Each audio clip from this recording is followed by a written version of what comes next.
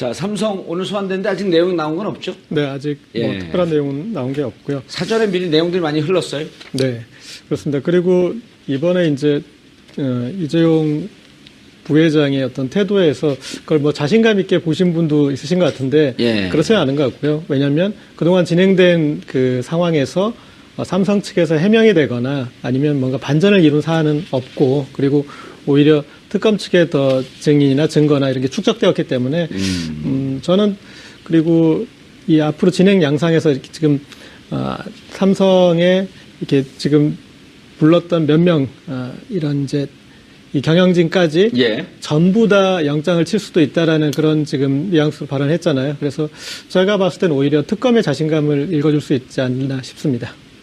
예. 어떻습니까? 지난번에 조 의원 부장판사가 영장을 기각하면서 범죄 소명이 좀 불충분하다. 그런데 지난번에 세 개로 들어갔잖아요. 뇌물죄, 그 다음에 횡령, 위증. 근데 뇌물죄에 대해서는 평가했죠?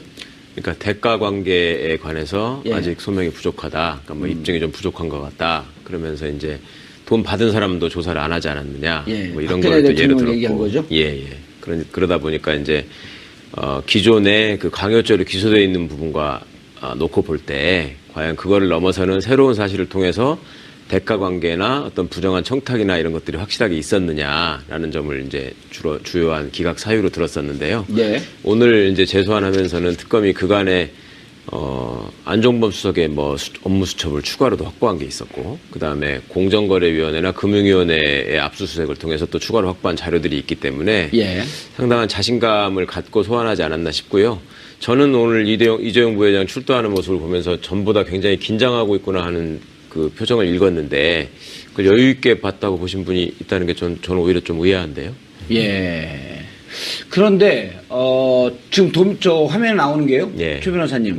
삼성 순환 출자 해소를 둘러싼 삼성과 특검은 주장인데, 저게 이제 M&A 끝나고 난 다음에 삼성 그 이재용 승계 과정에서 저런 공정위 삼성물산 처분 물량 뭐 500만 주 결정 이런 등등으로 삼성의 승계를 도와줬다. 는 내용이거든요. 저거는 그러니까 7월 25일 이후에 이루어진 거 아닙니까?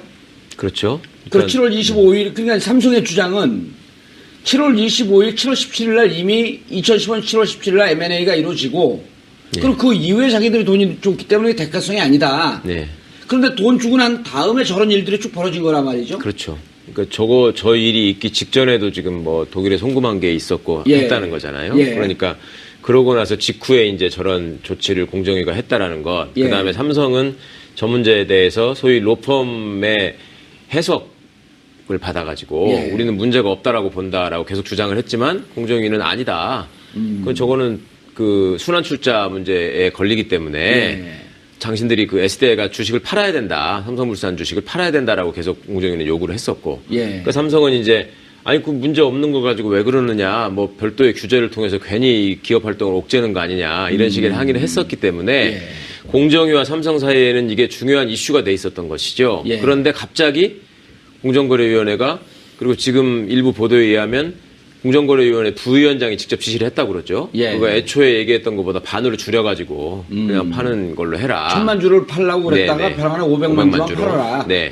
그렇다면 둘 사이에 무슨 흥정을 했다기보다는 어느 선에서 협상이 이루어진 것이고, 그리고 그 과정에서 공정거래위원회가 다른 특별한 이유 없이 본인의 논리를 지금 접었단 말입니다. 그러면 그 당시 상황에서 삼성의 주장이 옳았으면은 그거를 매각하라고 요구하면 안 되는 것이고. 그럼 공정위가 엄한짓 한 거죠. 그렇죠. 월권을 한 게 되는 것이죠. 나중에 또 삼성이 그거에 대해서 법적인 문제를 제기할 수도 있는 측면이 있고. 그런데 그걸 반만 줄여가지고 그냥 해줘라 라고 하는 지시를 고위 관계자가 했다라고 하는 것은 모종의 지시가 상부에서 내려오지 않았나 하는 의심을 받을 수밖에 없는 것이고, 특검은 또 그 정황을 단순하게 평면적으로 지금 보는 것이 아니라 앞뒤에 벌어진 상황을 쭉 보니까 이게 유기적으로 움직인 정황이 있고, 또 그 전에 돈이 간 게 있고, 또 삼성이 이 문제에 대해서 굉장히 신경을 쓰고 있었기 때문에 이 문제를 어떻게든 풀려고 했었다. 뭐 이런 점들을 좀 포착하지 않았나 싶고요.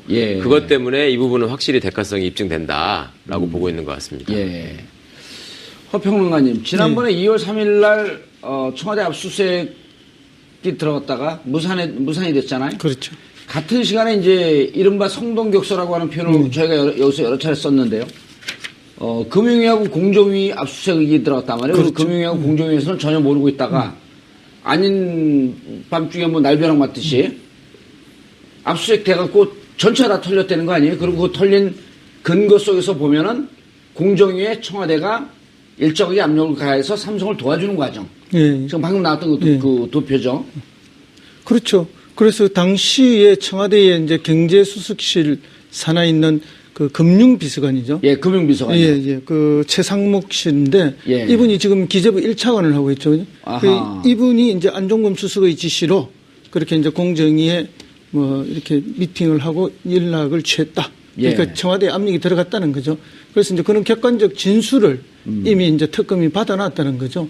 그러니까 이거는 뭐 명백한 증거, 진술을 통해서 확보해 놓았기 때문에 이제 특검이 좀 자신 있어 하는 부분이죠. 이재용의 대가성, 삼성의 대가성을 입증할 만한 자신할 수 있는 진술을 받았다. 예. 그래서 이제 그 이전에 이제 기각될 때는 뭐 이미 다 아시다시피 삼성물산하고 제일모직의 합병권과 그거의 대가성을 이야기했는데 예. 이제는 그것과 관계없이 SDI에서 처분해야 될 이제 그 주식 1,000만 주로 했는데 그중에 예. 500만 주로 이렇게 줄여준 이 부분이 이제 대가성이 확실한 것이 아닌가 이렇게 보는 거죠.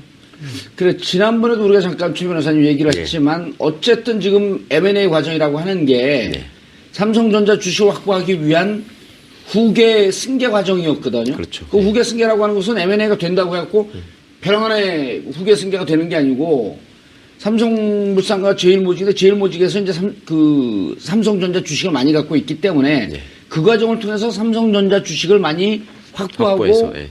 후계 과정을 완성하려고 했던 건데 그럼 후계 과정이라고 하는 것은 한순간에 완샷으로 끝나는 게 아니라 지속적으로 가는 거 아니에요?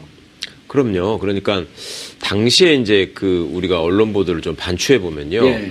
그때 당시에는 이 부분이 삼성의 후계 구도와 관련한 특혜가 있을 수 있다라는 쪽에 포커스를 맞춘 보도가 거의 없었습니다. 예. 그때는 무슨 외국계 펀드가 삼성을 집어삼키려고 한다. 예. 그러니까 뭐 이걸 지켜야 되는 거 아니냐. 예. 그 일종의 애국심에 홍보하는 뭐 이런 삼성의 전략이 있었는데요. 그렇죠. 지금 무슨 그 엘리엇인가 그쪽 그 예. 펀드에서 들어가고. 그러니까 지금 그 박 대통령이 일부 변명한 내용이나 또 삼성의 주장을 보면은 이거는 그런 문제가 아니었고 당시에 외국계 자본으로부터 우리 국내 기업을 지키는 일이었다라는 식의 지금 해명을 하고 있단 말입니다. 그렇죠. 그런데 그거의 이면을 보다 보니까 지금 말씀하신 것처럼 그 승계 작업이라고 하는 것이 결코 한 번에 이루어질 수 있는 것이 아니고 여러 가지 복잡한 구조를 통해서 첫째는 세금을 아끼고 예. 그다음에 두 번째는 이재용 씨의 지분을 공고하게 해서 다른 사람으로부터 경영권을 침탈당하지 않도록 어떤 지배구조를 공고해야 하는 작업의 일환이었는데 그 과정에서 이제 그 M&A라고 하는 것이 아주 중요한 수단으로 지금 활용이 됐었단 말이죠. 예. 그리고 공교롭게도 그 M&A 작업이 이루어지는 와중에 정부가 또 정부 관료들이 또 공적 자금을 운영하는 우리 국민연금공단이 이게 이제 계속 개입한 흔적이 나오고 또 그와 관련돼서 잘못된 정책 결정을 했거나 아니면 이상한 의사결정을 하고 그걸 삼성 측에 유리하도록 집행한 사람들이 지금 다 구속되어 있는 상황이란 말입니다. 예. 그리고 거기에 추가로 지금 그거가 완결되고 하는 과정에서 별도로 있었던 또 그 부수적인 조치들이 있었고 그것 중에 하나가 그 삼성 SDI의 그 삼성물산 보유 주식 매각 문제가 드러난 예. 것이고 또 그 매각되는 상황을 놓고 보니까 그 앞에 이제 우리 정유라 씨의 말구입과 관련된 삼성의 지원 예. 이런 흔적들이 이제 시차적으로도 이게 좀 일치하는 측면이 있고 그렇다 보니 삼성이 청와대의 요구를 수용하고 내지는 좀 더 적극적으로 오히려 더 대범할 정도로 그 최순실과 정유라의 지원에 앞장섰던 이유가 예. 결국은 후계 구도를 공고화해서 이재용 승계 작업을 마무리하려는 예. 그러니까 지금 대통령이 있을 때 뭐 그런 의도가 많이 발현된 게 아닌가. 이 예. 특검은 이제 그런 부분에 대해서 상당 부분 파악을 했다고 생각하고 어떤 자신감을 가지고 구속영장을 다시 청구한 거 아닌가 예. 그런 생각이 듭니다. 여기서 이렇게 좀 한 가지 짚어야 되는 게 이거 삼성 전문가였었죠. 아유, 그 정도 죄송합니다. 전문가는 아닙니다. 그런데 이제 이를테면 엘리엇 같은 경우에 나중에 되니까 본말이 전도돼서 엘리엇으로부터 경영권을 지키는 과정에 이런 어떤 필요했다 그런 식으로 논리가 되고 있지만 그게 아닙니다. 그러니까 엘리엇은 삼성의 경영권을 노리는 게 아니라 이 갑자기 삼성이 지금 이건희 회장 쓰러진 뒤에 갑자기 이제 이 경영권 승계를 위해서 그리고 어떤 이제 지분 구조를 갑자기 변동하는데 와중에 보니까 돈을 벌 어떤 그 구석이 보여서 거기에 경영권 싸움을 일부러 벌인 거죠. 예. 그래서 이제 엘리엇이 노리는 것은 그쪽이었고 그래서 아니 엘리엇이 당시 보면 약 한 5% 정도 삼성물산의 지분을 갖고 있었고 예. 삼성물산은 저평가되고 있었고 제일모직이 고평가되면서 삼성물산이 M&A를 하게 되면 손해보는 과정이었잖아요. 네네. 그러니까 엘리엇은 내가 여기다 투자했는데 왜 내가 손해보냐 그러면서 주주들에게 삼성물산 주식을 갖고 있는 주주들에게 그걸 알리려고 그랬던 거 아니에요. 그렇죠. 자기가 경영권을 치고 들어오는 게 아니고. 예. 그래서 이제 그 전에 가장 중요한 건 이건희 회장이 쓰러진 게 가장 중요한 팩트고 예. 그 뒤에 빨리 이건희 회장이 사망하기 전에 이 부분에 대해서 정돈을 해둬야 되는 그러네. 필요성이 2014년에 이건희 회장이 쓰러졌죠? 네. 예. 그래서 이제 거기에서 이제 그 과정들이 진행하는 와중에 이제 엘리엇은 그래서 엘리엇 가지고 얘기를 한다는 건 조금 제가 봤을 때는 예. 본말이 전도된 것이고 그다음에 이제 이 특검이 줄기를 지금 이제 삼성전기 이 부분도 고구마 줄기 하나를 또 큰 줄기를 하나 이렇게 잡은 거지 않습니까? 예. 그런데 삼성전기 아니면 삼성전자요? 이번에 이제 이 공정위 관련 내용을 예. 이제 새로 잡은 건데 보면은 이 경영권 지배 구조 관계는 M&A로 끝나는 게 아니라 계속 어떤 과정들을 거쳐서 그다음에 이제 경제학자들은 이 뒤에 필요했던 게 인적 분할을 얘기하더라고요. 그래서 이제 그 뒤에 인적 분할이라는 과정을 통해서 한 번 더 가야 되는데 아직도 남아 있는데 만약에 이런 사태가 없었으면은 또 다른 특혜들이 이제 발생했을 지점까지도 읽고 있는데 그런 어떤 계속 이 단계로 시계열로 보면은 그 내용들이 이제 좀 선명하게 보이는 거죠. 예. 그리고 승계 과정이라고 하는 게 M&A로 끝나는 게 아니라 그것이 주식 중심이 돼서 또 다른 기업의 주식을 사고 파는 과정, 순환 출자 구조가 계속 이어져야지 완성이 되는 거 아니에요? 네, 그렇습니다. 그리고 이번에 이제 그거를 잡아낸 거고. 그렇죠. 그리고 이미 이제 그것들을 막기 위해서 법을 만들어 놨는데 공정위에서도 그러니까 그 법에 의해서 이제 이번에 가장 시범적으로 이렇게 했던 그 사안이잖아요. 그리고 예. 중요한 게 이렇게 물량이 보면은 삼성물산 제일모직 합병해서 이제 900만 주 확보했다가 이번에 지금 처리해야 되는 물량이 1000만 주에서 500만 주고 왔다 갔다 하니까 좀 결코 작은 사안은 또 아니었다. 예. 지금 이제 이 특검을 잡은 증거가 공정위 같은 경우는 그 공정위 과정 순환 출자, 그 다음에 승계 과정에 대해서는 공정위 압수수색을 통해서 찾은 거고 또 하나는 도승지의 사초라고 하는 39건 안종범 수석의 노트. 거기에 보면 말 사는 과정에 있어서 또 지원한 그 이후에 그러니까 이게 지금 7월에 이루어진 일이란 말이에요. 그리고 9월에 한겨레 신문에서 보도가 되고 그러니까 한겨레 신문에서 보도되고 언론에서 관심을 갖고 있으니까 우리가 좀 비공개로 우회적 지휘할 수 있는 방법을 강구하자. 그렇죠. 라고 하면서 박상진 회장이 독일로 날아간 거 아니에요? 그렇습니다. 그 근거가 우병우가 아니라 안종범 수석이 다 있는 거죠. 안종범 수석 노트에 나왔다는 거 아닙니까? 그렇죠. 예. 그래서 이제 그 박상진 삼성전자 이제 사장인데 예. 이분이 이제 성마협회 회장님을 맡고 계시죠. 그렇죠. 예, 그게 중요합니다. 예. 그래서 이분이 이제 독일로 가서 이제 말 사주는 걸 협의하고 그걸 어떤 방법으로 그럼 돈을 지원할 것인가.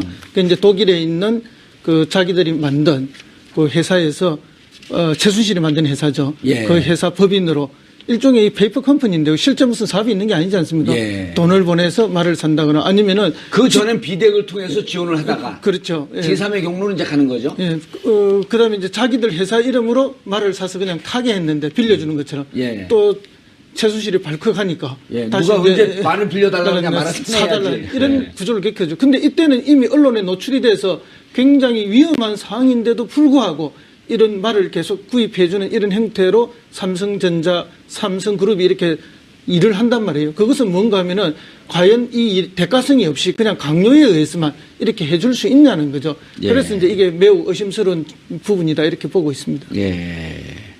자, 그럼 최 변호사님. 예. 일단, 공정위에서 나온 근거, 예. 순환 출자 구조, 그 다음에 승계 과정, 예. 요거에 대한 증거가 하나 있고, 네. 그래, 이거는 M&A 한 거, 네. 그리고 그 이후에 자금 지원, 예를 들어 K스포츠 재단, 미르 재단, 그 다음에 이거에 대한 대가로 거기다 돈도 놓고 비대기 놓고, 네. 이게 대가성 관계라고 하는 게 이것만 입증돼도 이게 그 구속영장을 칠 텐데, 문제는 우회 과정에 대한 증거도 지금 나와 있다는 거 아닌가요?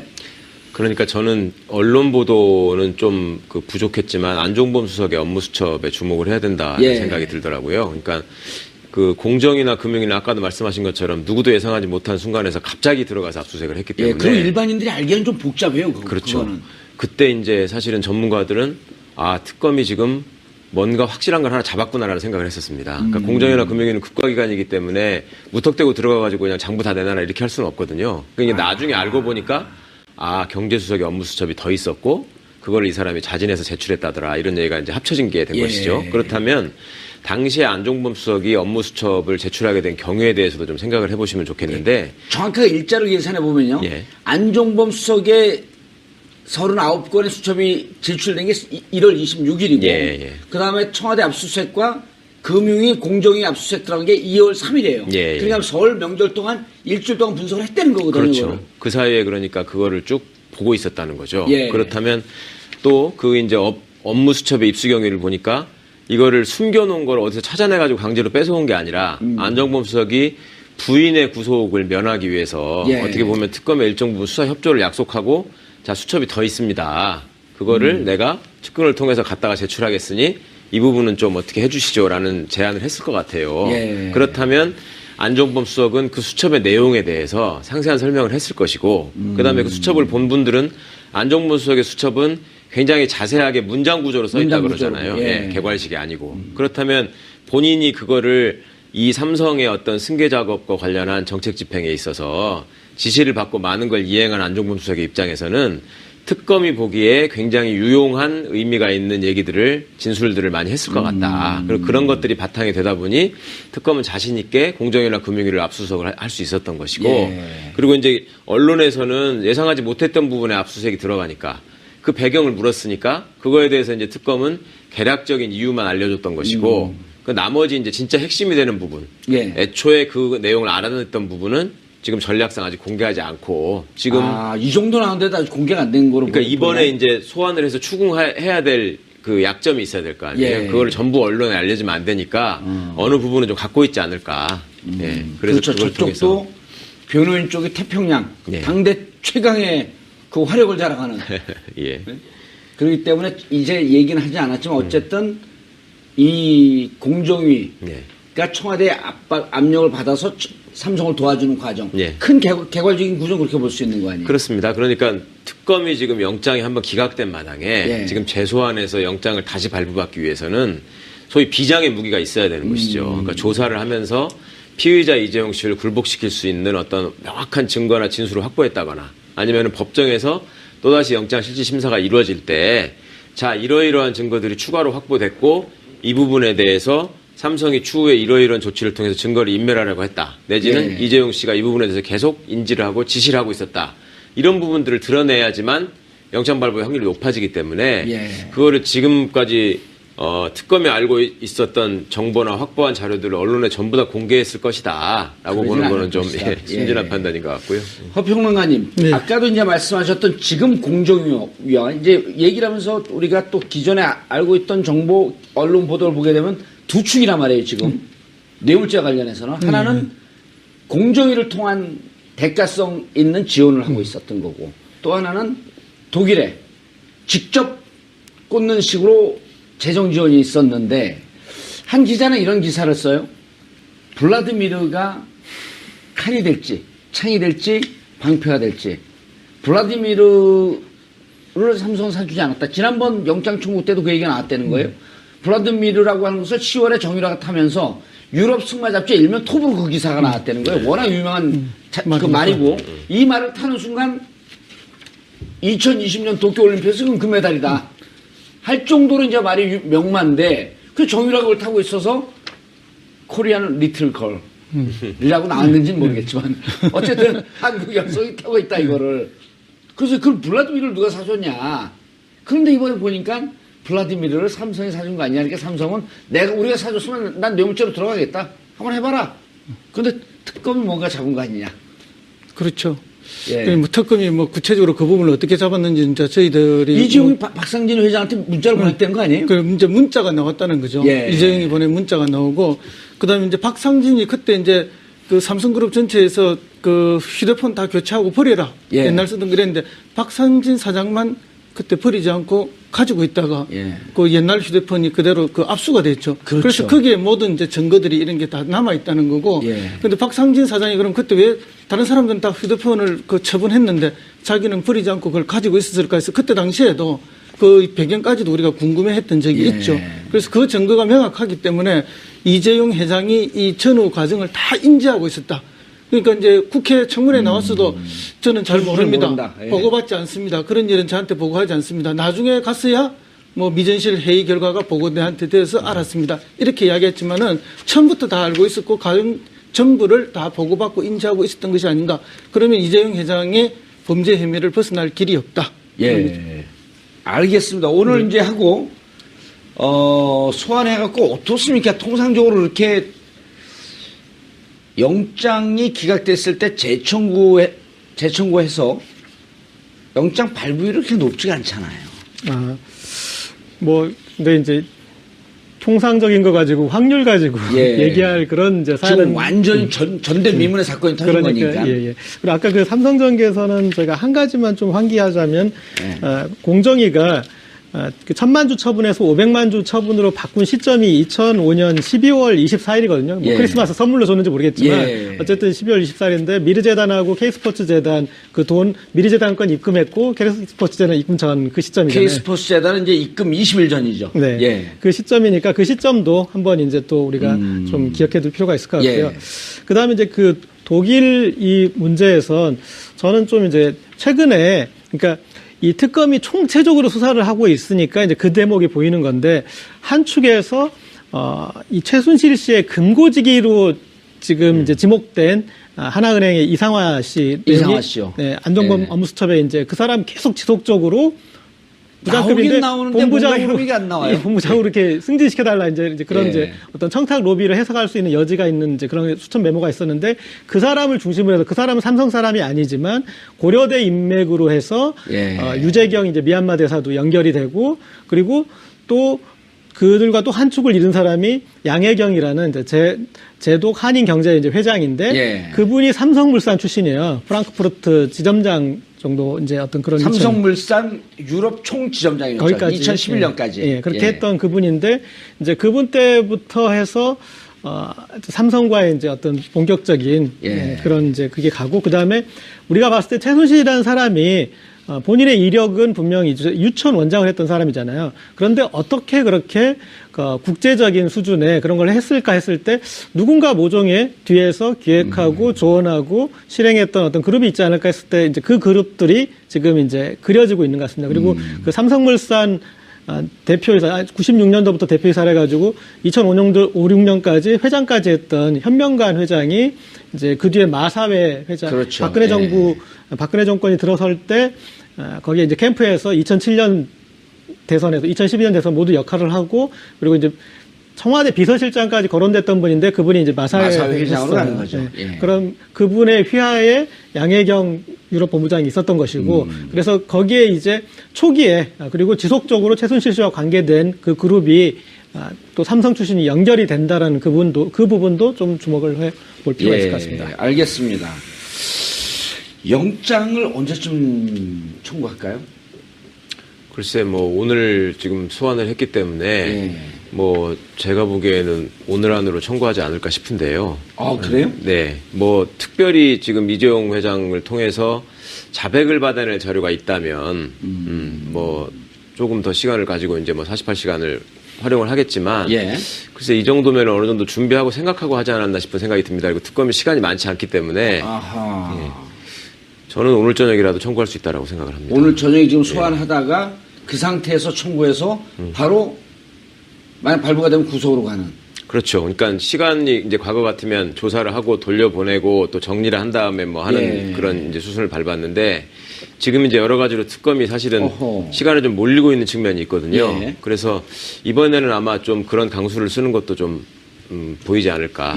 그렇게 되면 삼성 입장에서는 완전히 허가 찔리는 거고 지금 이제 보면은 최지성 실장, 그다음 장충기 차장, 박상진 회장, 이재용 이렇게 했고 이 그 4명에 대해서 다 이 영장을 친다는 그런 설이 돌고 있거든요. 한꺼번에 한다는 얘기도 있었죠. 예. 그러니까 이제 그거를 특검이 지금 나름 이제 그 영장 발부에 관해서 상당히 전략적인 판단을 해야 될 것이고 또 전략을 치밀하게 짰을 겁니다. 예. 그렇다면 지금 언론을 통해서 나오고 있는 얘기들을 보면 일단은 그 하급자들한테서 나온 얘기는 조금 더 구체적이고 명확한 얘기들이 있다라는 뉘앙스를 계속 보이고 있는 예. 거고요. 그렇다면 그 사람들을 그냥 두지 않겠다. 예. 그러니까 이재용 씨가 말하자면 아래쪽에다가 떠미루고 혼자만 빠져나가는 일은 절대 용납하지 않겠다라는 의지를 밝힌 것 같고 그런 차원이라면 아랫사람들로부터 그러니까 그 실무를 현지에서 진행한 박상진 사장 같은 사람들을 비롯한 여러 사람들로부터 확보한 여러 진술을 바탕으로 해서 이재용 씨가 계속 부인을 하게 되면 당장이라도 당신 구속영장 청구하겠다 이런 식의 압박을 지금 하고 있지 않을까 예. 그런 생각을 합니다. 이 점에 관련해서는 지난번에 그 블랙리스트 관련해서 예. 그 특검의 모습을 보면 좀 치사받는 점이 있지 않을까 예. 하는데요. 그때는 그 담당 비서관들 먼저 다 조사하고 구속하고 이랬죠. 그래서 예. 밑에서부터 조사하고 구속해 가면서 조윤성과 그다음에 김기춘을 이렇게 이제 구속시켰는데 이번에 삼성 같은 경우에는 오히려 이제 그 뭐 경제적인 그 활동이라든지 경영 활동을 보장하기 위해서 실무 책임자들은 오히려 빼주고 이재용 회장만 구속시키려고 하다가 지난번에 실패한 거 아닙니까? 예. 그럼 거꾸로 우리 상식적으로 생각할 때 이번에는 방금 말씀하신 최지성이라든지 장충기 또는 이제 박상진 사장이라든지 이런 실무 핵심 책임자들을 먼저 구속시키고 내지는 동시에 구속영장을 청구함으로써 이재용 회장이 빠져나가지 못할 그런 명분을 분명하게 만들어가지 않을까. 밑에 하위 책임자들이 다 책임이 있고 구속이 되는 마당에 최상위 책임자만 봐준다는 게 있을 수가 없지 않나. 예. 그리고 만약에 그렇게 된다면 법원의 영장에 대한 판단에 대해서 상식적인 국민들이 동의하기가 어렵지 않겠습니까? 예. 그런 전략을 세우지 않았나 그렇게 우리 상식을 가지고 판단하는 국민들의 생각이 있을 거라고 봅니다. 최 변호사님, 궁금한 게요. 자, 지난번에는 이제 흘러나오는 얘기지만 확인이 안 된 거지만은 이재용 회장 놓고 나머지 3명, 이른바 트로이카들, 핵심이죠.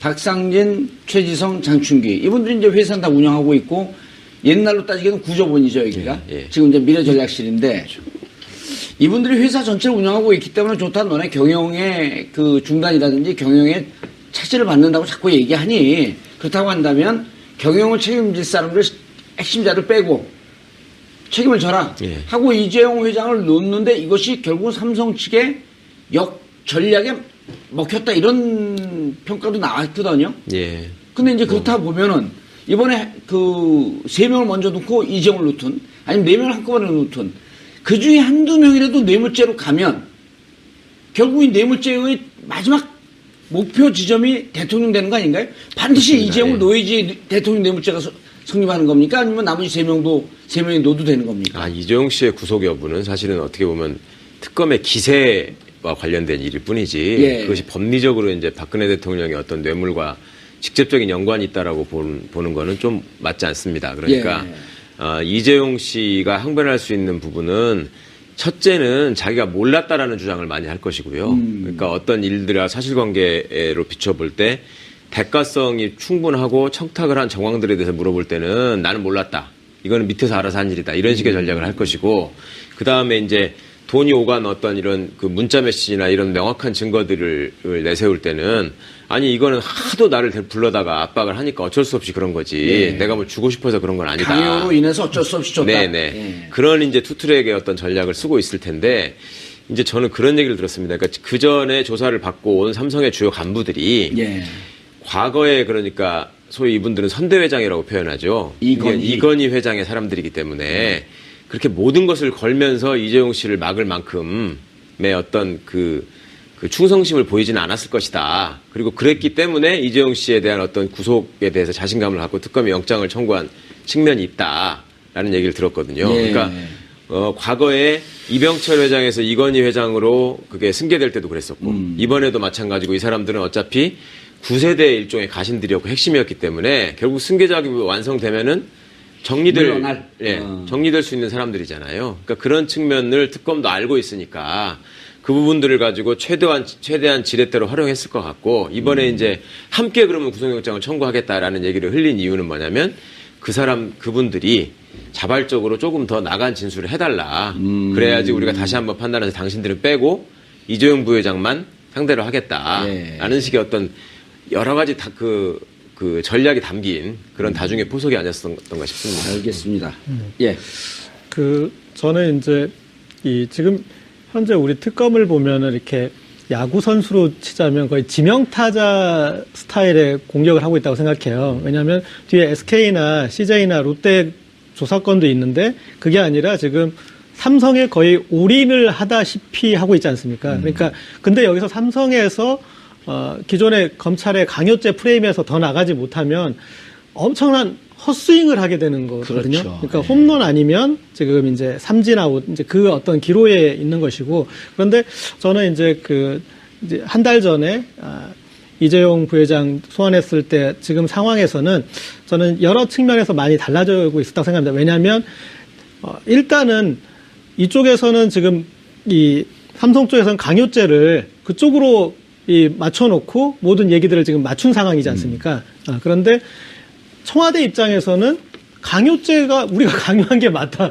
그건 상황은 아니거든요. 네. 저쪽은 뇌물죄도 막아야 되지만 강요죄도 막아야 되는 상황이고 그렇다면 이제 삼성에 대해서 불리한 부분들이 지금 충분히 나올 수가 있고 그다음에 안종범 수첩에서도 어떤 그쪽에 나온 부분들이 있었다라는 것이고요. 예. 그다음에 이제 그 와중에서 이제 보면은 증거인멸 혹은 조작에 대한 그 알리바이가 봐라 밖에 있으니까 이런 식으로 말 맞추고 받고 간다. 그게 지금 한 달 기간 동안 법원에 대해서는 최소한 그 부분에 대해서 이 특검이 소명할 수 있는 그 부분 좀 제가 봤을 때는 생긴 것 같아요. 그래서 뭐 그런 요소들 그리고 좀 더 논리적으로 보자면 삼성에서 미전실은 관제탑 기능은 예전에 없었다고 그러거든요. 그러니까 그룹 경영을 하는 곳이 아니에요. 네. 그래서 비서실쯤 되는 건가요? 그렇죠. 예. 그러니까 그 삼성이 여기에 삼성을 경영하던 곳이라고 하던 거 아니기 때문에 이제 그렇고 그다음에 약간 좀 제가 조금 의견 다른 부분들은 이 최지성 장충기를 이제 선대회장 쪽 인물로 보는 것에 대해서 전 조금 약간 다르게 보는 건 있습니다. 예. 그들은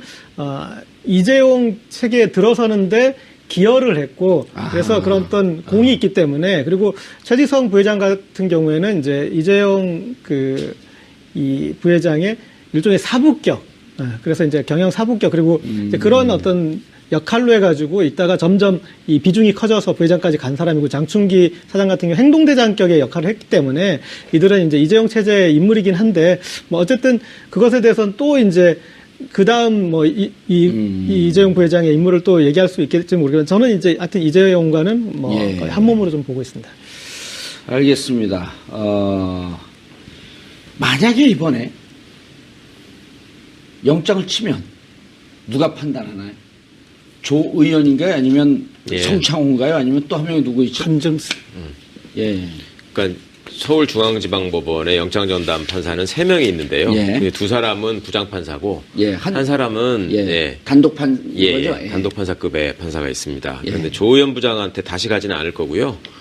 이제 그 나머지 2분 성창호. 판사, 성창호 부장이나 그다음에 지금 한정석 판사가 있죠. 그 2사람한테 갈 때 한정석 판사는 과거에 이제 존재를 잘 모르다가 최경희 총장 영장 기각하면서 이제 처음 한번 이름이 나왔었는데 법원 입장에서는 아무래도 이게 이제 순서대로 돌아가고 뭐 추첨해서 배정하고 이렇다고 하지만 그래도 이 영장이 청구되면은 성창호 부장한테 맡길 가능성이 제일 높지 않나. 그러니까 이제 중요한 사안에서 이거를 단독 판사급의 그러니까 부장 판사가 아닌 영장전담 법관이 한다라고 하는 거는 법원 입장에서도 이제 외부를 지금 많이 의식하고 있기 때문에 좀 신중하지 못한 판단이 있을 수 있다라는 선입견을 줄 수 있어서 가능하면 아마 그렇게 하지 않고 성창호 부장한테 갈 가능성이 높지 않을까. 성창호 부장 판사는 김기춘, 조윤선 영장 발부를 한 사람 아니에요? 그랬었죠. 예.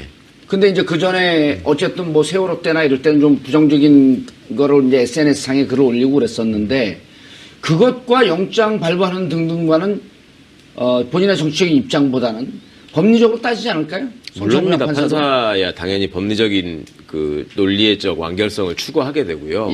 그러나 구속 여부를 판단하는 데 있어서는 지난번에 이제 조의원 부장판사가 비판을 받았던 지점이 구속영장을 발부할 때는 범죄가 완벽하게 입증됐느냐의 여부로 발부하는 것이 아니라. 그럼 자기 할 일 아니잖아요. 그렇죠. 예. 그거는 나중에 이제 형사재판에 재판장이 판단할 일이고 지금 영장전담 부장판사가 구속영장의 발부 여부를 판단할 때는 이 사안에 있어서 지금 구속의 필요성이 있느냐. 특히 이제 이재용 부회장 같은 경우에는 가장 중요하게 봐야 될 것이 증거인멸의 우려가 있느냐 없느냐의 문제. 그렇죠. 예. 그다음에 두 번째로 또 간과할 수 없는 것이 범죄의 중대성 측면이 있는 거거든요. 그러니까 이건 형사소송법에 규정되어 있는 구속 사유입니다. 요건인데 그 부분을 판단하는 데 있어서 논리적으로 사실적으로 좀 미흡한 그 이유를 썼기 때문에 그 안팎으로부터 비판을 받았던 것이죠. 그러니까 범죄 중대성은 일단 입증이 됐고요. 그렇죠. 그리고 지속적으로 본인의 죄를 좀 인멸하기 위해서 증거 인멸할 위험성이 있고 진술한 사람들, 자기에게 불리하게 진술한 사람도 자기 회사 내 사람들이기 때문에 진술을 바꾸게 할 가능성이 있고. 그럼요. 그러니까 이재용 부회장이라는 사람이 갖고 있는 지위가 삼성에서는 말하자면 지존 아닙니까? 그렇죠. 그러면 그 지존을 돌려보냈을 때는 당연히 본인을 보호하기 위해서 증거를 인멸하라는 지시를 할 가능성이 매우 높은 것인데 그런 부분에 대한 판단을 한 것이 아니라 이 내용을 보니 입증이 조금 덜 된 것 같고 삼성이 저 주장할 수 있는 측면도 있고 이런 얘기를 주로 썼단 말입니다. 그러니까 이 부분은 당시에 어떤 그 영장 기각에 대한 법조 내외부의 판단 또 여론 이런 것들을 법원이 굉장히 많이 알고 있기 때문에요. 이번에 성창호 부장이 만약에 이걸 맡게 된다면 그런 부분들을 종합적으로 고려해서 보다 적극적인 판단을 하지 않을까 저는 그렇게 기대합니다. 그런데 14일 날 내일이죠. 그 성창호 부장판사가 최경희 전 총장에 대한 영장 실질 심사를 한다고 되어 있거든요. 그러려면 만약에 오늘 저녁에 영장을 친다든지 이러면 일이 너무 중복되지 않을까요? 아니 뭐 그거는 영장전담 부장판사가 길과 시간은 자기가 조정하는 거기 때문에요. 예. 최경희 총장이 기각됐다 다시 들어갔나요 또? 저기도 재청구했죠. 영장을 재청구했는데 내일 실질 심사를. 이재용 사건이 너무 크다 보니까 최경희 총장의 슬그머니 없어졌네요. 이제 거기도 이제 나머지 밑에 교수들이 다 구속이 됐는데 최경희 총장만 구속이 안 됐잖아요. 그렇죠. 그래서 이제 특검이 다시 조사해서 지금 재청구를 한 거 아닙니까? 그거에 대한 내일 영장 실질 심사가 내일 있다는 거죠. 그 담당이 지금 성창호 부장판사가 맡고 있다는 거죠. 그리고 그러면은 이것도 자, 근데 최 변호사님, 솔직한 얘기가 이렇게 하면 개인 판단합니까? 아니면 그 대법하고 의견 조율을 좀 합니까?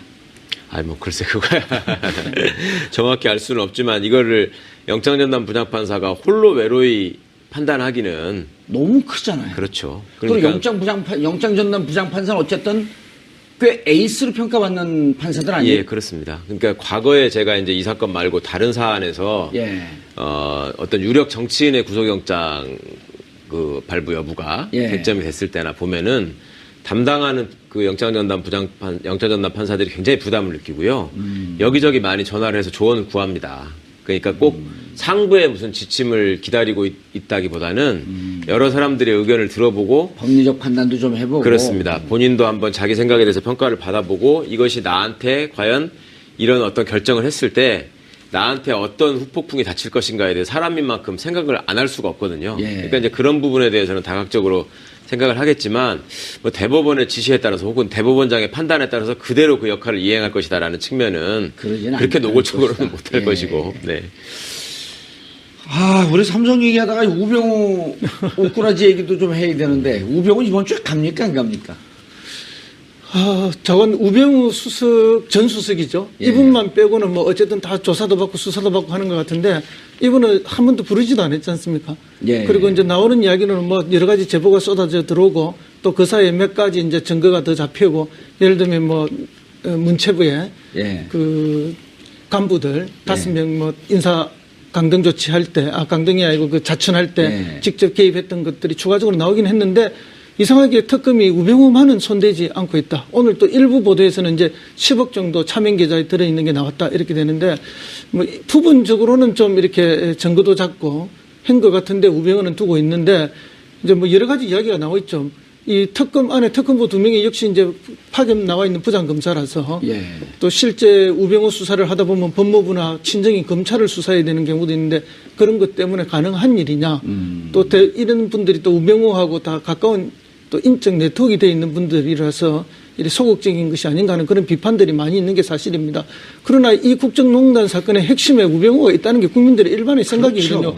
그것을 감찰하고 막고 해야 될 사람들이 민정수석실인데 오히려 방조하거나 오히려 집권을 남용해서 도와주거나 또 직권을 뭐라 그러죠, 직무를 유기하거나 이런 것들로 국민들이 인식하고 있는데 우병우만 빠진다면은 이번 특검이 사실상 뭐 반쪽도 아니고 반의 반쪽 수준이 되는 것이 아니냐. 예. 삼성의 이재용 부회장은 우리가 이번 특검을 통해서 반드시 해소해야 될 게 정경유착 아닙니까? 예. 자기들은 강요라고 이야기하지만 이건 정경유착을 통해서 자기들도 많은 혜택을 가져간 거기 때문에 한국 경제에서 수십 년간 내려오던 정경유착 이번에 반드시 특검이 좀 끊어달라는 것이고, 또 동시에는 어떤 그런 것들이 감찰하고 제어하고 통제해야 되는 민정수석실이 오히려 그런 것들을 도와주거나 보완 내동하거나 이런 것들이 아닌가 해서 그 권력의 핵심에 대한 반드시 단죄가 있어야 된다는 게 국민의 감정입니다. 최 변호사님, 예. 그 전에 우병우 수석에 대한 혐의가 예. 직권남용, 직무유기 예. 등등이었단 말이에요. 예. 근데 이제 사실 그 오늘 한 언론이 특종 단독으로 보도한 게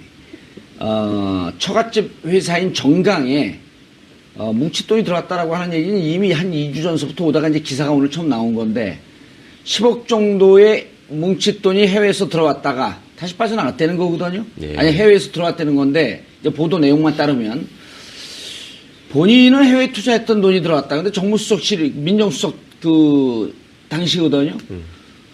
근데 이제 이게 세탁한 돈이 아니냐 이러고 이제 들여다본 건데 특검은 세탁한 돈이 그렇게 처갓집 기업으로 돈이 들어올까요? 그렇게 꼼꼼하고 법을 잘하는 분이 만약에 뇌무자고 한다면 그거는 그 두 가지 측면이 있을 수 있죠. 과거에 우리 진경준 검사장 사건 때도 보시면 예.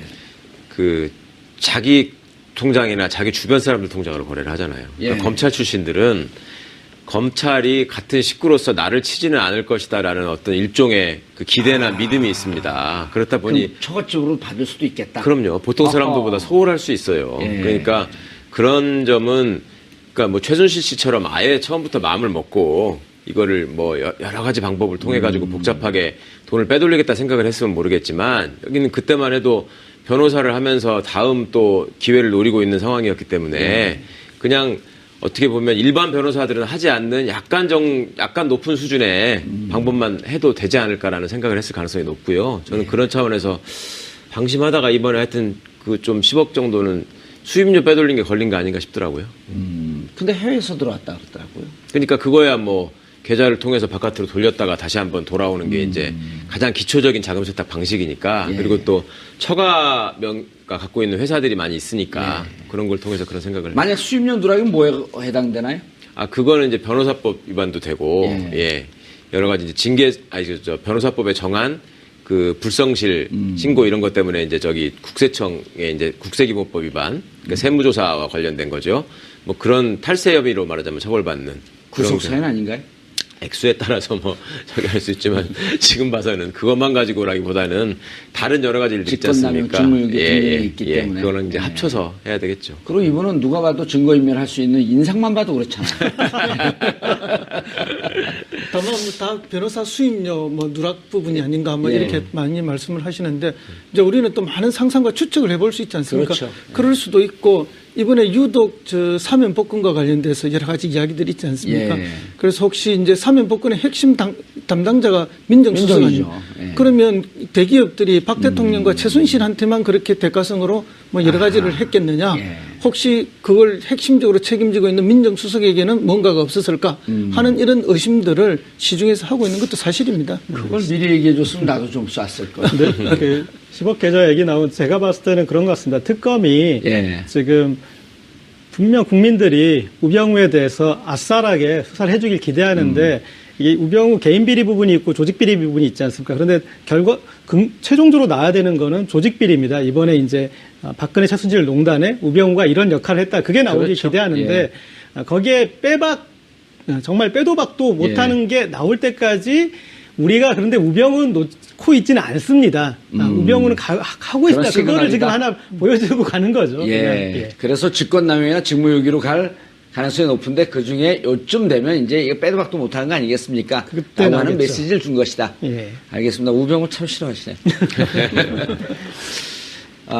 자, 삼성, 오늘서부터 한 3일간이 이재용 부회장 구속 여부에 전기점이 될 거라고 판단이 되고 있습니다. M&A 끝나고 난 다음에 예. 삼성 그 이재용 승계 과정에서 저런 공정위 삼성물산 처분 물량 뭐 500만 주 결정 이런 등등으로 삼성의 승계를 도와줬다. 예. 는 내용이거든요. 예. 저거는 그러니까 7월 25일 이후에 이루어진 거 아닙니까? 그렇죠. 그 7월 25일 그러니까 삼성의 주장은 7월 25일, 7월 17일 날 이미 2015년 7월 17일 날 M&A가 이루어지고 그리고 그 이후에 자기들이 돈이 줬기 때문에 대가성이 아니다. 네. 그런데 돈 주고 난 다음에 저런 일들이 쭉 벌어진 거란 말이죠. 그렇죠. 그러니까 저 일이 있기 직전에도 지금 뭐 독일에 송금한 게 있었고 했다는 거잖아요. 그러니까 그러고 나서 직후에 이제 저런 조치를 공정위가 했다라는 것. 그다음에 삼성은 저 문제에 대해서 소위 로펌의 해석을 받아가지고 우리는 문제가 없다라고 본다라고 계속 주장을 했지만 공정위는 아니다. 그건 저거는 그 순환 출자 문제에 걸리기 때문에 당신들이 그 SDI가 주식을 팔아야 된다. 삼성물산 주식을 팔아야 된다라고 계속 공정위는 요구를 했었고. 그 삼성은 이제 아니 그 문제 없는 거 가지고 왜 그러느냐. 뭐 별도의 규제를 통해서 괜히 기업 활동을 옥죄는 거 아니냐. 이런 식의 항의를 했었기 때문에 공정위와 삼성 사이에는 이게 중요한 이슈가 돼 있었던 것이죠. 그런데 갑자기 공정거래위원회가 그리고 지금 일부 보도에 의하면 공정거래위원회 부위원장이 직접 지시를 했다고 그러죠. 그거 애초에 얘기했던 것보다 반으로 줄여가지고 그냥 파는 걸로 해라. 1000만 주를 팔라고 그랬다가 벼랑하나 500만 주만 팔아라. 그렇다면 둘 사이에 무슨 흥정을 했다기보다는 어느 선에서 협상이 이루어진 것이고 그리고 그 과정에서 공정거래위원회가 다른 특별한 이유 없이 본인의 논리를 지금 접었단 말입니다. 그러면 그 당시 상황에서 삼성의 주장이 옳았으면은 그거를 매각하라고 요구하면 안 되는 것이고. 그럼 공정위가 엄한짓 한 거죠. 그렇죠. 월권을 한 게 되는 것이죠. 나중에 또 삼성이 그거에 대해서 법적인 문제를 제기할 수도 있는 측면이 있고. 그런데 그걸 반만 줄여가지고 그냥 해줘라라고 하는 지시를 고위 관계자가 했다라고 하는 것은 모종의 지시가 상부에서 내려오지 않았나 하는 의심을 받을 수밖에 없는 것이고 특검은 또 그 정황을 단순하게 평면적으로 지금 보는 것이 아니라 앞뒤에 벌어진 상황을 쭉 보니까 이게 유기적으로 움직인 정황이 있고 또 그 전에 돈이 간 게 있고 또 삼성이 이 문제에 대해서 굉장히 신경을 쓰고 있었기 때문에 이 문제를 어떻게든 풀려고 했었다. 뭐 이런 점, 이 부분이 삼성의 후계 구도와 관련한 특혜가 있을 수 있다라는 쪽에 포커스를 맞춘 보도가 거의 없었습니다. 그때는 무슨 외국계 펀드가 삼성을 집어삼키려고 한다. 그러니까 뭐 이걸 지켜야 되는 거 아니냐. 그 일종의 애국심에 홍보하는 뭐 이런 삼성의 전략이 있었는데요. 그렇죠. 지금 무슨 그 엘리엇인가 그쪽 그 펀드에서 들어와갖고. 그러니까 지금 그 박 대통령이 일부 변명한 내용이나 또 삼성의 주장을 보면은 이거는 그런 문제가 아니었고 당시에 외국계 자본으로부터 우리 국내 기업을 지키는 일이었다라는 식의 지금 해명을 하고 있단 말입니다. 그렇죠. 그런데 그거의 이면을 보다 보니까 지금 말씀하신 것처럼 그 승계 작업이라고 하는 것이 결코 한 번에 이루어질 수 있는 것이 아니고 여러 가지 복잡한 구조를 통해서 첫째는 세금을 아끼고 그다음에 두 번째는 이재용 씨의 지분을 공고하게 해서 다른 사람으로부터 경영권을 침탈당하지 않도록 어떤 지배구조를 공고해야 하는 작업의 일환이었는데 그 과정에서 이제 그 M&A라고 하는 것이 아주 중요한 수단으로 지금 활용이 됐었단 말이죠. 그리고 공교롭게도 그 M&A 작업이 이루어지는 와중에 정부가 또 정부 관료들이 또 공적 자금을 운영하는 우리 국민연금공단이 이게 이제 계속 개입한 흔적이 나오고 또 그와 관련돼서 잘못된 정책 결정을 했거나 아니면 이상한 의사결정을 하고 그걸 삼성 측에 유리하도록 집행한 사람들이 지금 다 구속되어 있는 상황이란 말입니다. 그리고 거기에 추가로 지금 그거가 완결되고 하는 과정에서 별도로 있었던 또 그 부수적인 조치들이 있었고 그것 중에 하나가 그 삼성 SDI의 그 삼성물산 보유 주식 매각 문제가 드러난 것이고 또 그 매각되는 상황을 놓고 보니까 그 앞에 이제 우리 정유라 씨의 말구입과 관련된 삼성의 지원 이런 흔적들이 이제 시차적으로도 이게 좀 일치하는 측면이 있고 그렇다 보니 삼성이 청와대의 요구를 수용하고 내지는 좀 더 적극적으로 오히려 더 대범할 정도로 그 최순실과 정유라의 지원에 앞장섰던 이유가 결국은 후계 구도를 공고화해서 이재용 승계 작업을 마무리하려는 그러니까 지금 대통령이 있을 때 뭐 그런 의도가 많이 발현된 게 아닌가. 특검은 이제 그런 부분에 대해서 상당 부분 파악을 했다고 생각하고 어떤 자신감을 가지고 구속영장을 다시 청구한 거 아닌가 그런 생각이 듭니다. 여기서 이렇게 좀 한 가지 짚어야 되는 게. 이거 삼성 전문가였었죠. 그 정도 전문가는 아닙니다. 그런데 이제 이를테면 자, 삼성 오늘 소환됐는데 아직 내용이 나온 건 없죠? 네, 아직 뭐 특별한 내용은 나온 게 없고요. 사전에 미리 내용들이 많이 흘렀어요? 네, 그렇습니다. 그리고 이번에 이제 이재용 부회장의 어떤 태도에서 그걸 뭐 자신감 있게 보신 분도 있으신 것 같은데 그렇지는 않은 것 같고요. 왜냐하면 그동안 진행된 그 상황에서 삼성 측에서 해명이 되거나 아니면 뭔가 반전을 이룬 사안은 없고, 그리고 오히려 특검 측에 더 증인이나 증거나 이런 게 축적되었기 때문에 저는, 그리고 이 앞으로 진행 양상에서 이렇게 지금 삼성에 이렇게 지금 불렀던 몇 명 이런 이제 이 경영진까지 전부 다 영장을 칠 수도 있다라는 그런 지금 뉘앙스로 발언했잖아요. 그래서 제가 봤을 때는 오히려 특검의 자신감을 읽어줄 수 있지 않나 싶습니다. 예. 어떻습니까? 지난번에 조 의원 부장판사가 영장을 기각하면서 범죄 소명이 좀 불충분하다. 그런데 지난번에 3개로 들어갔잖아요. 뇌물죄. 그 다음에 횡령. 위증. 근데 뇌물죄에 대해서는 평가했죠? 그러니까 대가 관계에 관해서 아직 소명이 부족하다. 그러니까 뭐 입증이 좀 부족한 것 같다. 그러면서 이제 돈 받은 사람도 조사를 안 하지 않았느냐. 뭐 이런 걸 또 예를 들었고. 얘기한 거죠? 그러다 보니까 이제 기존에 그 강요죄로 기소되어 있는 부분과 놓고 볼 때 과연 그거를 넘어서는 새로운 사실을 통해서 대가 관계나 어떤 부정한 청탁이나 이런 것들이 확실하게 있었느냐라는 점을 이제 주요한 기각 사유로 들었었는데요. 오늘 이제 재소환하면서는 특검이 그간에 안종범 수석의 뭐 업무 수첩을 추가로도 확보한 게 있었고, 그 다음에 공정거래위원회나 금융위원회의 압수수색을 통해서 또 추가로 확보한 자료들이 있기 때문에 상당한 자신감을 갖고 소환하지 않았나 싶고요. 저는 오늘 이재용 부회장 출두하는 모습을 보면서 전보다 굉장히 긴장하고 있구나 하는 그 표정을 읽었는데, 그걸 여유 있게 봤다고 보신 분이 있다는 게 저는 오히려 좀 의아한데요. 그런데 지금 저 화면에 나오는 게요. 최 변호사님. 삼성 순환 출자 해소를 둘러싼 삼성과 특검은 주장인데 저게 이제 들을 좀 포착하지 않았나 싶고요. 그것 때문에 이 부분은 확실히 대가성이 입증된다라고 보고 있는 것 같습니다. 허평론가님, 지난번에 2월 3일 날 청와대 압수수색 들어갔다가 무산이 됐잖아요. 그렇죠. 같은 시간에 이제 이른바 성동격서라고 하는 표현을 저희가 여기서 여러 차례 썼는데요.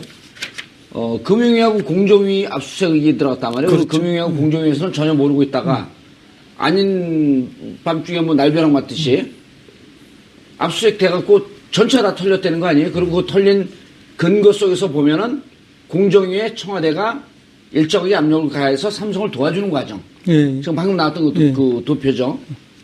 그렇죠. 그래서 당시에 청와대에 이제 경제수석실 산하에 있는 그 금융비서관이죠. 금융비서관. 그 최상목 씨인데 이분이 지금 기재부 1차관을 하고 있죠.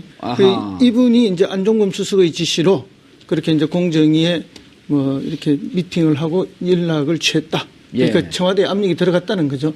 그래서 이제 그런 객관적 진술을 이미 이제 특검이 받아놨다는 거죠. 그러니까 이거는 뭐 명백한 증거, 진술을 통해서 확보해 놓았기 때문에 이제 특검이 좀 자신 있어 하는 부분이죠. 이재용의 대가성, 삼성의 대가성을 입증할 만한 자신할 수 있는 진술을 받았다. 그래서 이제 그 이전에 이제 기각될 때는 뭐 이미 다 아시다시피 삼성물산하고 제일모직의 합병권과 그거의 대가성을 이야기했는데 이제는 그것과 관계없이 SDI에서 처분해야 될 이제 그 주식 1,000만 주로 했는데 그중에 500만 주로 이렇게 줄여준 이 부분이 이제 대가성이 확실한 것이 아닌가 이렇게 보는 거죠. 그래, 지난번에도 우리가 잠깐 최 변호사님 얘기를 했지만 어쨌든 지금 M&A 과정이라고 하는 게 삼성전자 주식을 확보하기 위한 후계 승계 과정이었거든요. 그렇죠. 그 후계 승계라고 하는 것은 M&A가 된다고 해갖고 벼랑간에 후계 승계가 되는 게 아니고 삼성물산과 제일모직인데 제일모직에서 이제 삼성전자 주식을 많이 갖고 있기 때문에 그 과정을 통해서 삼성전자 주식을 많이 확보하고 후계 과정을 완성하려고 했던 건데 그럼 후계 과정이라고 하는 것은 한순간에 완샷으로 끝나는 게 아니라 지속적으로 가는 거 아니에요? 그럼요. 그러니까 당시에 이제 우리가 언론 보도를 좀 반추해 보면요. 그때 당시에는 엘리엇 같은 경우에 나중에 되니까 본말이 전도돼서 엘리엇으로부터 경영권을 지키는 과정에 이런 어떤 필요했다 그런 식으로 논리가 되고 있지만 그게 아닙니다. 그러니까 엘리엇은 삼성의 경영권을 노리는 게 아니라 이 갑자기 삼성이 지금 이건희 회장 쓰러진 뒤에 갑자기 이제 이 경영권 승계를 위해서 그리고 어떤 이제 지분 구조를 갑자기 변동하는데 와중에 보니까 돈을 벌 어떤 그 구석이 보여서 거기에 경영권 싸움을 일부러 벌인 거죠. 예. 그래서 이제 엘리엇이 노리는 것은 그쪽이었고 그래서 아니 엘리엇이 당시 보면 약 한 5% 정도 삼성물산의 지분을 갖고 있었고 예. 삼성물산은 저평가되고 있었고 제일모직이 고평가되면서 삼성물산이 M&A를 하게 되면 손해보는 과정이었잖아요. 네네. 그러니까 엘리엇은 내가 여기다 투자했는데 왜 내가 손해보냐 그러면서 주주들에게 삼성물산 주식을 갖고 있는 주주들에게 그걸 알리려고 했던 거 아니에요. 그렇죠. 자기가 경영권을 치고 들어오는 게 아니고. 예. 그래서 이제 그 전에 가장 중요한 건 이건희 회장이 쓰러진 게 가장 중요한 팩트고 예. 그 뒤에 빨리 이건희 회장이 사망하기 전에 이 부분에 대해서 정돈을 해둬야 되는 그러네. 필요성이 2014년에 이건희 회장이 쓰러졌죠. 네. 예. 그래서 이제 거기에서 이제 그 과정들이 진행하는 와중에 이제 엘리엇은 그래서 엘리엇 가지고 얘기를 한다는 건 조금 제가 봤을 때는 예. 본말이 전도된 것이고 그다음에 이제 이 특검이 줄기를 지금 이제 삼성전기 이 부분도 고구마 줄기 하나를 또 큰 줄기를 하나 이렇게 잡은 거지 않습니까? 예. 그런데 삼성전기 아니면 삼성전자요? 이번에 이제 이 공정위 관련 내용을 예. 이제 새로 잡은 건데 보면은 이 경영권 지배 구조 관계는 M&A로 끝나는 게 아니라 계속 어떤 과정들을 거쳐서 그다음에 이제 경제학자들은 이 뒤에 필요했던 게 인적 분할을 얘기하더라고요. 그래서 이제 그 뒤에 인적 분할이라는 과정을 통해서 한 번 더 가야 되는데 아직도 남아 있는데 만약에 이런 사태가 없었으면은 또 다른 특혜들이 이제 발생했을 지점까지도 읽고 있는데 그런 어떤 계속 이 단계로 시계열로 보면은 그 내용들이 이제 좀 선명하게 보이는 거죠. 예. 그리고 승계 과정이라고 하는 게 M&A로 끝나는 게 아니라 그것이 주식 중심이 돼서 또 다른 기업의 주식을 사고 파는 과정, 순환 출자 구조가 계속 이어져야지 완성이 되는 거 아니에요? 네, 그렇습니다. 그리고 이번에 이제 그거를 잡아낸 거고. 그렇죠. 그리고 이미 이제 그것들을 막기 위해서 법을 만들어 놨는데